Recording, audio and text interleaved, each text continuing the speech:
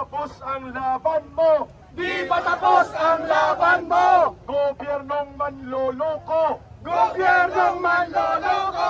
Labanan mo, itakwil mo! Labanan mo, itakwil mo! Mabuhay ang sambayan ng Pilipino! Narito po sa mga abogado ng mamamayan kasama si Chairman Cardema sa aming huling pag-uulat sa bahaging ito ng ating pagkilos sa harap ng Korte Suprema.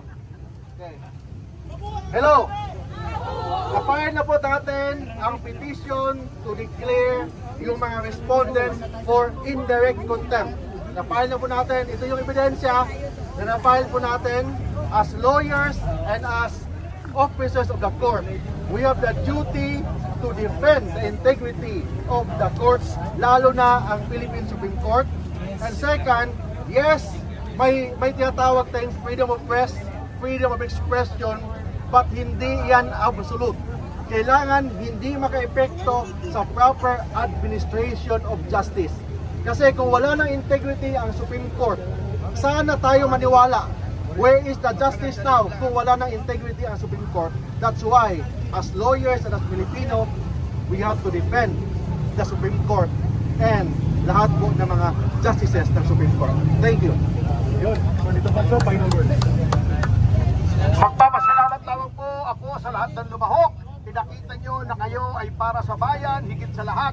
Maraming salamat. Mabuhay kayo at lahat ng ugat sa inyong katawan. Mabuhay ang Pilipinas. Mabuhay ang Korte Suprema. Mabuhay tayong lahat.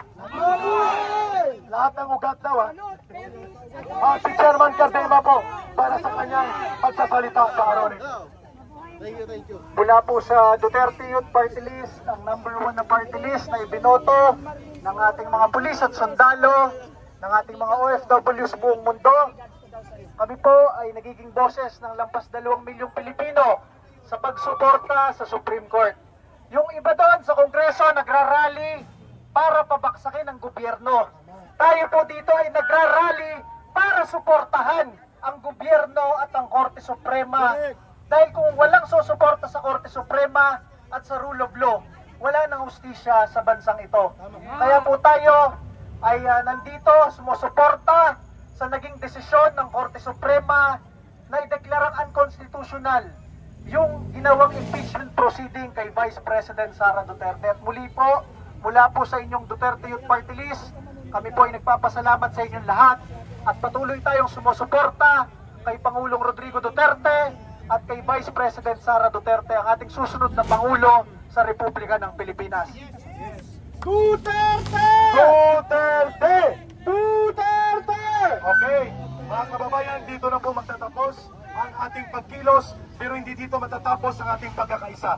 Mabuhay at magtatagumpay ang sambayan ng Pilipino. Naway kasiyan kayo ng Panginoon.